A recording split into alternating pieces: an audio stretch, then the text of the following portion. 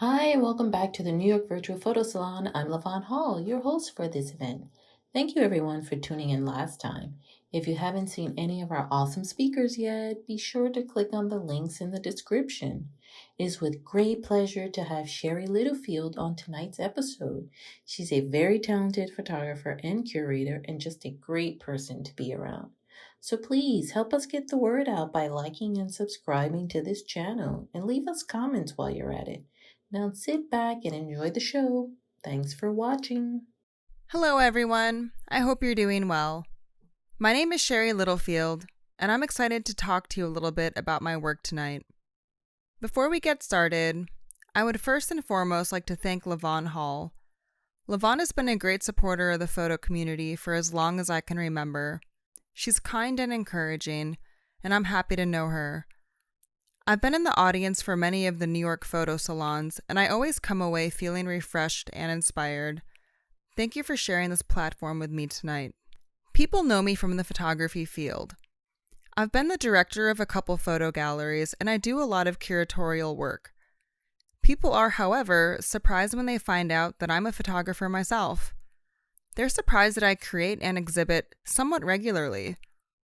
I don't lead conversations with this, and I've always aimed to keep my art dealing and art making separate.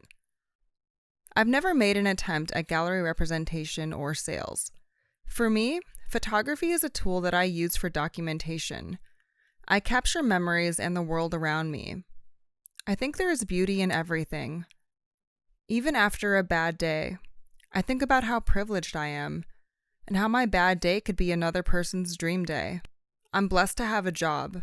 I'm blessed with my health. And I'm even blessed to own a camera. My work is reflective of the world around me. I'm always thinking of new ideas. Some take years to shape, and some form on their own. My first major project began in graduate school, and it was titled my shopping series. This was the first time I put hours and hours of research into an art project. I didn't know at the time that the rest of my personal work would measure data and be documentary and presentation in some way. Starting in 2009, I began researching shopaholics and how easily one can fall into consumer debt. At the time, I balanced being a full-time graduate student with working at a major department store. The retail environment is something I'm comfortable in. It's a world I know well, yet a world with many flaws and surprises. It's a world that influences me, but it's also a world that's very off-putting. There's so much gray area there. On evenings when I wasn't scheduled to work, I began hanging out in shopping malls in Central Florida. I focused on stores that carried luxury items. This was around 2009 to 2013, and since then, the world has changed a lot. These images were before the rise of Instagram and social media. Photography was often not welcome in stores, and I had to research laws to ensure I didn't end up getting arrested or something. This sounds comical now, as many stores encourage you to take photos, use their hashtags, and share their branding, but this was not always the thing. In my shopping series, there's an element of humor in the work. There's the women seated in front of the Hello Bombshell store, a man taking a photograph of the Body by Victoria ad, a child playing a Game Boy inside of a Victoria's Secret. Many viewers are unsure what the father is doing in that specific photograph. Is he sheltering the child from the underwear? Is the father bored? I think it's kind of funny how people tend to put their own narrative into my work, where for me, there was no narrative. I was just documenting things how I saw them. There's also an element of seriousness in some of the images. For example, a man devoted to his faith praying in front of a Neiman Marcus. The associates with glazed looks over their faces, ready to go home for the night, a feeling that I understand all too well. The most important thing to me about my work is that they're all genuine moments that happened. My partner once described Black Friday as the Super Bowl Sunday of my shopping series. I would often work my regular job for some crazy early hours, anywhere from midnight to even 8 p.m. on Thanksgiving evening, and then I would go out and photograph all day.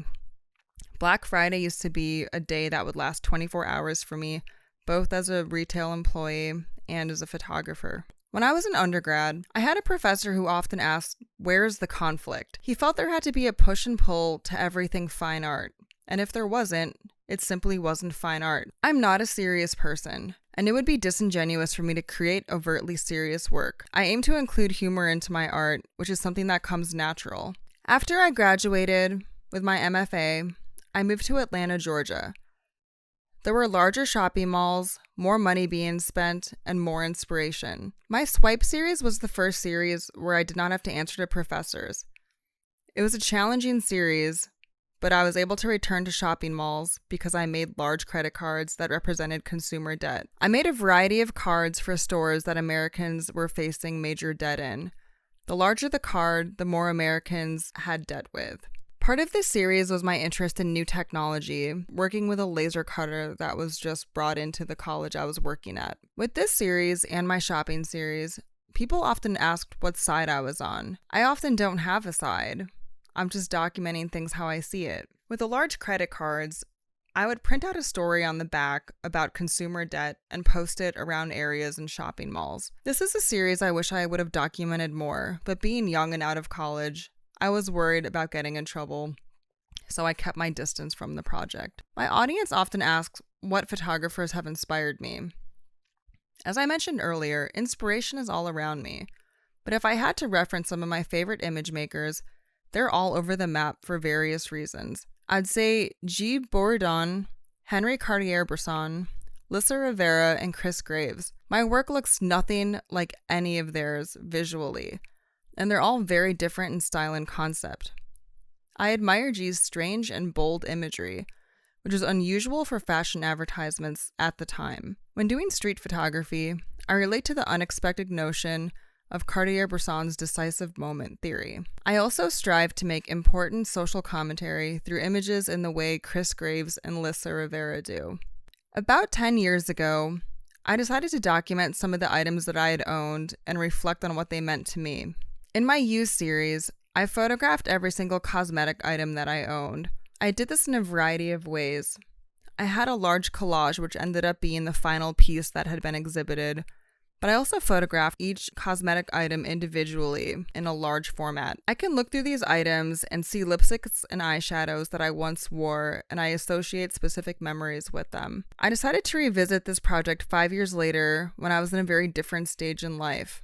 I think about how this project will look when I photograph it later this year. The colors are not as vibrant. It's almost like my youth fading. When I look at these images, I feel like they're self-portraits that are extremely unique to me. I also photographed items like my nail polishes and perfumes. Even as I viewed these images for this presentation, I own maybe half of the items still. Everything is constantly changing in my inventory, much like the world and the shopping malls around me.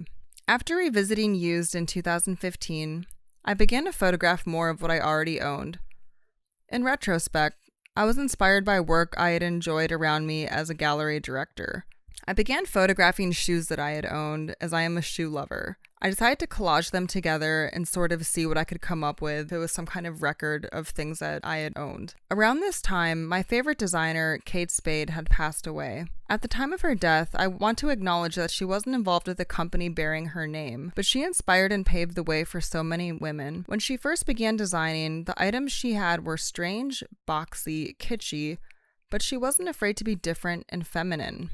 I read an article where a former colleague of hers described her as human champagne. I made some work that was a tribute to her. It was a strange combo of technical and conceptual elements from previous projects. I had never concerned myself with designer products before I saw the accessories designed by Kate Spade. I sort of felt there was always better things to spend your money on. Even as I photographed in shopping malls, I never really had a desire to purchase things that were out of my price range. I'll never forget purchasing my first Kate Spade dress and how proud I was to say, "I'm debt-free. My art degree paid for this. I'm in my mid-20s and I'm doing well." Photographing these items for me was almost therapeutic and a thank you to Kate Spade, who in many ways was just as much of an inspiration to me as the photographers that I had named earlier on. I think there's a couple different kinds of artists out there. There's some artists that are always creating, always pursuing ideas and experimenting. There's also artists who have an idea and they execute it in the most detailed way possible. They create a plan and they know what they're going to do and how they're going to do it. I think I fall somewhere in between those two categories. Ever since the shutdown began, I began taking my camera out when I'd go into Manhattan, and I've been taking desolate portraits in the city. Seeing New York City so empty is something that's new to me. My partner and I are very social. We're barely home, and we are always out and about, meeting with friends or in the city. To see the city so empty was something very strange and sad to me.